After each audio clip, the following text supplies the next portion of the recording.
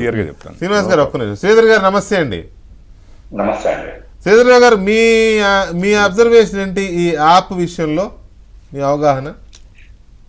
ఉన్నట్టు ఫ్రాంక్ గా ప్రాక్టికల్ గా చెప్పుకోవాలంటే ఖచ్చితంగా కూడా దీని మీద కొంత కన్సర్న్ రైజ్ అవ్వటం తప్పేమీ కాదు. దీనికి ముందు ఒక విషయం చెబుతాను.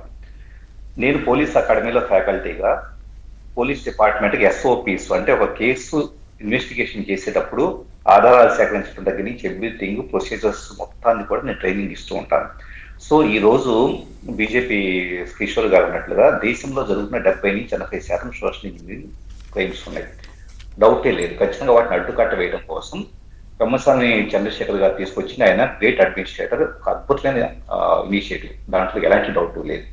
కానీ ప్రీ ఇన్స్టాల్డ్ యాప్ మీరు ఇంతకుముందు అన్నారు చూసారు, విదేశాలకు సంబంధించిన ప్రీ ఇన్స్టాల్డ్ యాప్స్ ఉన్నప్పుడు మన దేశం ప్రీ ఇన్స్టాల్డ్ యాప్ ఉంటే ఏంటి అని చెప్పేసి నేను అనుకున్నాను. డెఫినెట్గా ఇట్స్ వ్యాలిడ్ పాయింట్. కానీ ఒక చిన్న చేంజ్ ఉంటుంది. ఏంటంటే ఇప్పుడు ఫేస్బుక్ లేకపోతే గూగుల్ వాళ్ళు యాంటీ ట్రస్ట్ కేసు మనం ప్రపంచవ్యాప్తంగా చూస్తే ఏదన్నా user data snippets of our voice records కు ఒక గూగుల్ అసిస్టెంట్ లాంటివి క్యాప్చర్ చేసేసి థర్డ్ పార్టీస్ అనాలిసిస్ కోసం పంపించిన సందర్భాల్లో వాటి మీద యూరోపియన్ యూనియన్ లో వీటన్నిటిలో కూడా ప్రైవసీ సెక్యూరిటీ కన్సర్న్స్ మీద భారీ మొత్తంలో ఫైన్స్ చెల్లించాల్సిన సందర్భం ఏర్పడింది.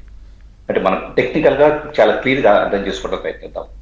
గతంలో ఏబిఎన్ లో నేను సేమ్ అరౌండ్ 2016-17 టైంలో టిక్ టాక్ బ్యాన్ అవ్వడానికి సంవత్సరానికి ముందు, సో టిక్ టాక్ మన యూజర్ డేటాని విదేశాలకు ఎలా చేరవేస్తుంది అన్నదాన్ని పాకెట్ స్నిప్పర్స్ ద్వారా ఎనలైజ్ చేసి తైవాన్ లో ఉండే కొన్ని సర్వర్స్ కి ఎలా వెళ్తుంది ఏపీఐ ద్వారా అని చెప్పేసి అన్నదాన్ని లైవ్ డెమో చేస్తున్నాను నేను.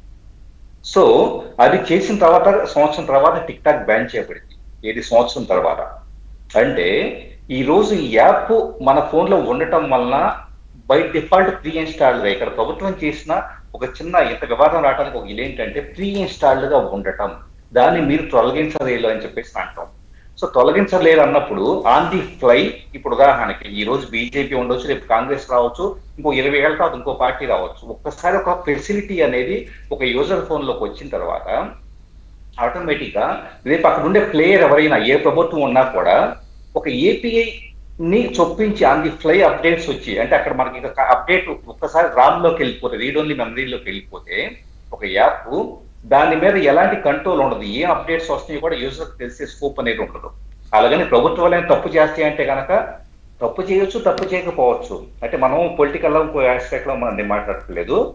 ఏదైనా కూడా యూజర్ కి చాయిస్ ఉండటం అనేది నిజంగా సంచార్ సాతి గత 2023 నుంచి అందుబాటులో ఉంది. అందరూ ఇన్స్టాల్ చేసుకున్న వాళ్ళు ఇన్స్టాల్ చేసుకున్నారు. ఇంతకుముందు కిషోర్ గారు అన్నట్లుగా స్పెల్లింగ్ టైప్ చేయడం చేతకాని వాళ్ళు, లేకపోతే కొన్ని మిస్టేక్ జరిగితే జరిగి ఉండొచ్చు. కానీ యూజర్ కి ఛాయిస్ ఉండటం అనేది చాలా అవసరం వీకే గారు. ఎందుకంటే యూజర్ కి ఛాయిస్ లేని ఏదైనా కూడా, ఇప్పుడు ఫర్ ఎగ్జాంపుల్ యుఎస్ లోనే ఎఫ్బిఐ లాంటిది కూడా ఇలాంటి చర్య తీసుకోలేదు. వేరేగా తప్పుకు అర్థం చేసుకోవడానికి కాదు. చిన్న క్వశ్చన్ సార్, చెప్పండి అండి. శ్రీధర్ గారు ఏం లేదు సార్, ఇది ప్రీ ఇన్స్టాల్డ్ యాప్ని డిలీట్ చేయలేరు అనేది, డిలీట్ చేయలేకపోవడం అనేది ఒక ఫీచర్ అని గవర్నమెంట్ ఏమైనా చెప్పిందా సార్? ఫస్ట్ ఎవరు చెప్పారు ఇది? ఎవరు చెప్పారు ఇది?